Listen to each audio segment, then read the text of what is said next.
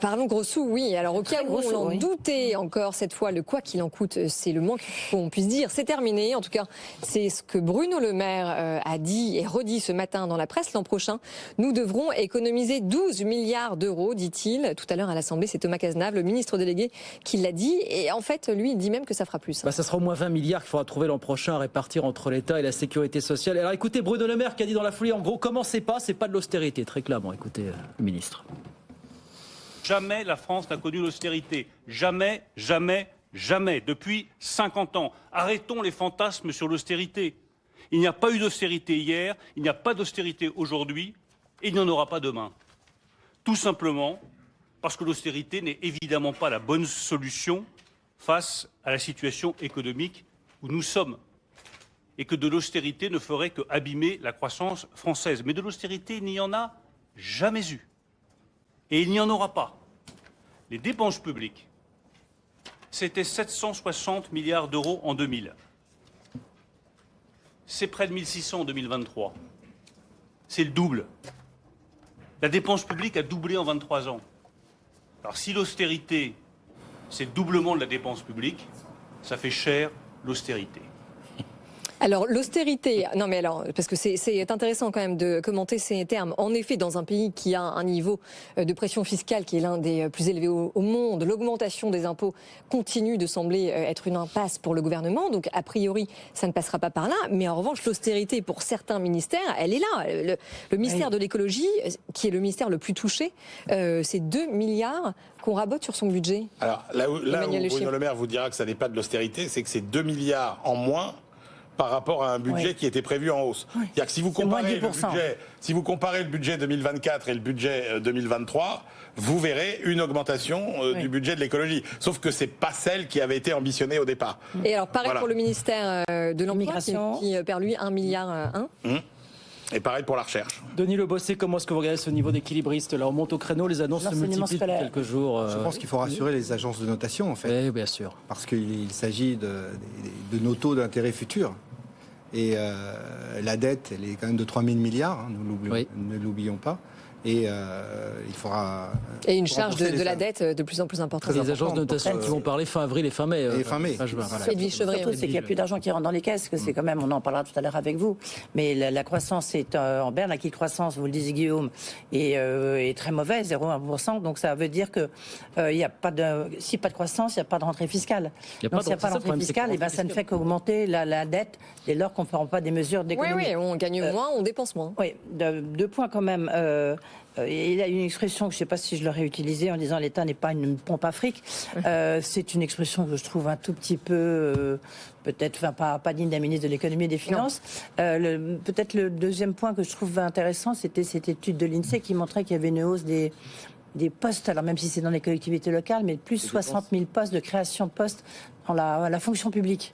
Donc c'est là où je veux bien qu'il y ait des économies qui soient faites, mais on a envie de se demander tout le temps pourquoi c'est pas la réforme de l'État, pourquoi c'est pas au cœur de l'État qu'on fait des efforts. Et puis alors qu'on était censé justement supprimer des postes, en fait on en a créé. Denis. Effectivement, moi je partage cet avis. On a vu la création de communautés de communes. Oui. Avec des embauches sans suppression de postes dans les communes. Oui. On a empilé les strates. On a fait des millefeuilles. Et on a des doublons. Et avec des embauches successives, etc. Alors même si ce n'est pas au niveau de l'État, c'est quand même des collectivités locales qui ont des charges de structure très élevées. 20 milliards à trouver, donc, disait tout à l'heure Thomas Cazenave, sur l'État et la sécurité sociale. Bruno Le Maire a encore pas mal reparlé de la sécurité sociale et de l'assurance chômage aujourd'hui, sur la même longueur d'onde. Denis Le Bossé. Vous avez aussi le sujet des ruptures conventionnelles. Oui.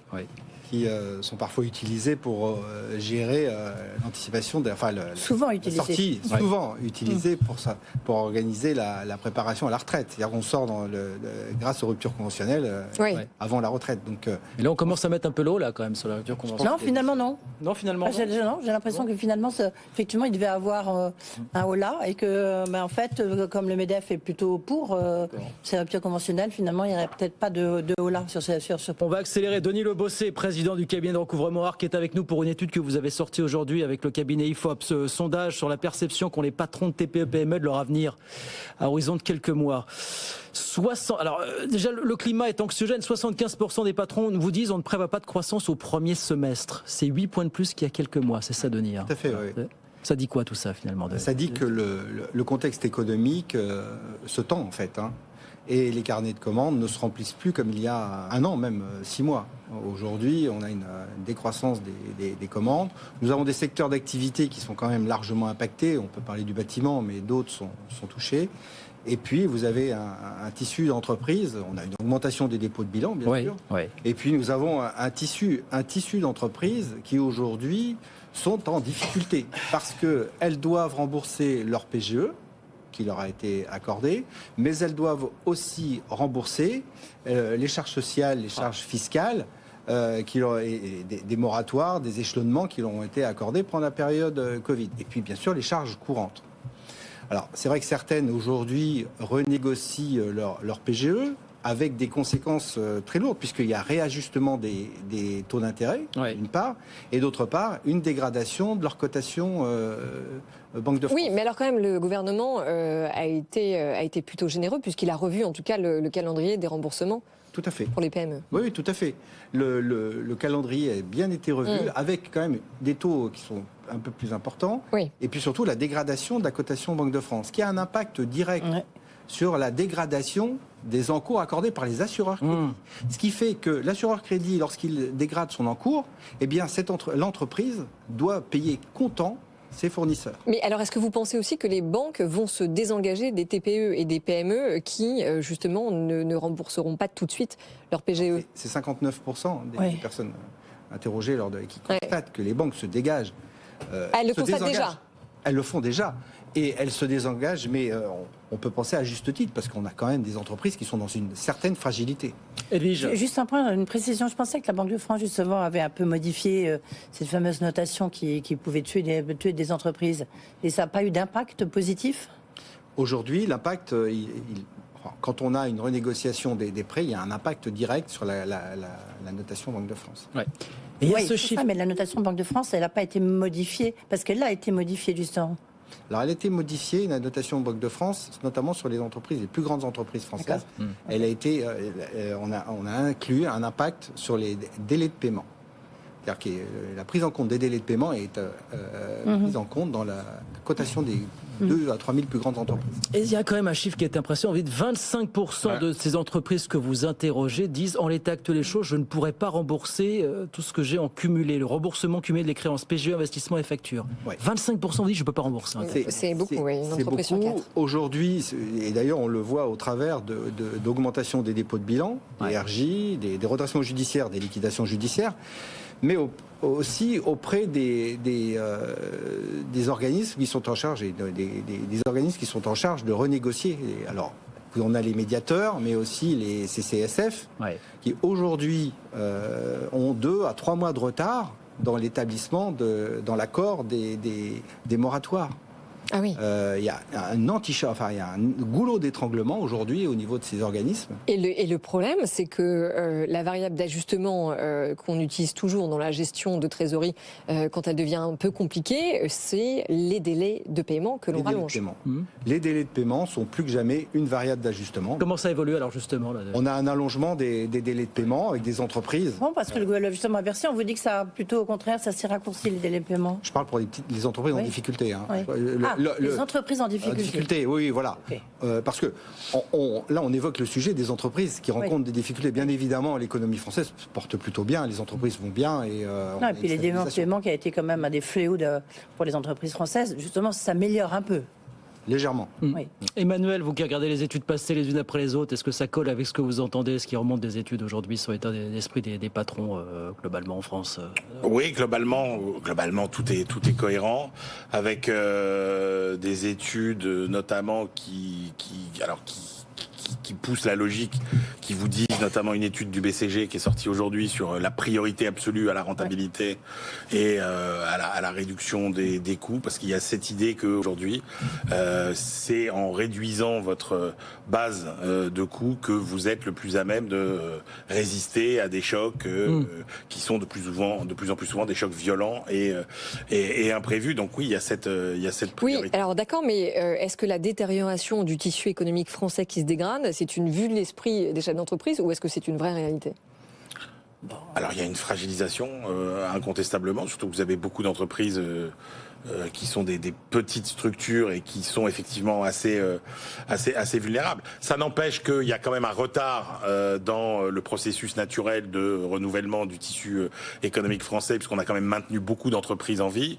Donc là, il est normal qu'il y ait un rattrapage. Et les pour le moment, entreprises zombies, si vous prenez la conjoncture plus finalement cet effet rattrapage, on n'est pas encore sur des niveaux de faillite qui sont très préoccupants. Edwige Chevrillon. Non, mais juste ce qu'on dit, c'est qu'à longueur de plateau, on dit qu'il y a une mutation du mode de consommation, du mode de lecture, de l'entrée de l'intelligence artificielle un peu dans le processus de production. Donc on voit bien qu'on est complètement en train de changer d'univers. Ça a un impact notamment sur des TPE et des PME. Ça a forcément un impact direct. Denis Le Bossé.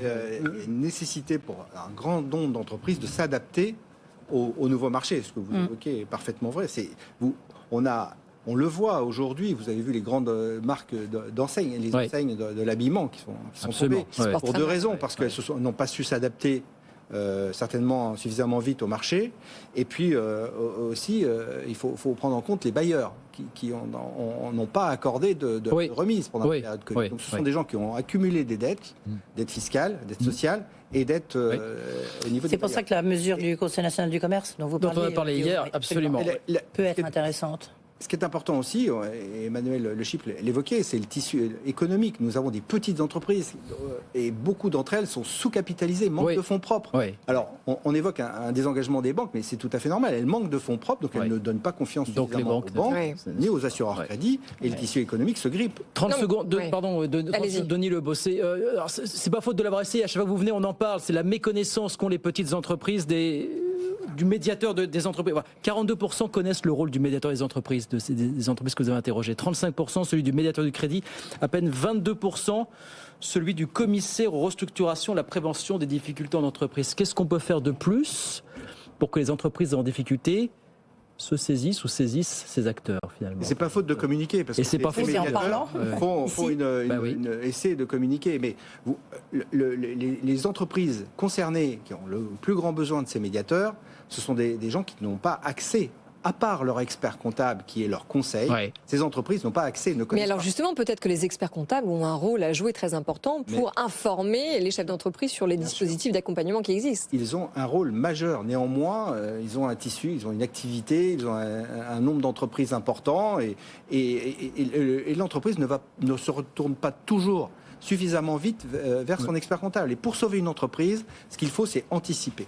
Et l'anticipation, la conciliation, la renégociation des dettes fiscales et sociales et la renégociation auprès des dettes bancaires, c'est la clé de l'anticipation des dépôts de bilan. Voilà pour cette photo instantanée du moral des petits patrons, TPE, PME, leur perception pour les prochains mois. Merci beaucoup Denis Le Bossé, merci de passer nous voir ce soir, le président du cabinet ARC, cabinet de recouvrement, qui continue à nous alimenter en publicité à longueur d'année sur les antennes de BFM Business. Je me suis toujours demandé si ces pubs avaient donné vocation ou envie à certaines entreprises de venir vers vous, pour régler des problèmes. Ça a été, c'est le but.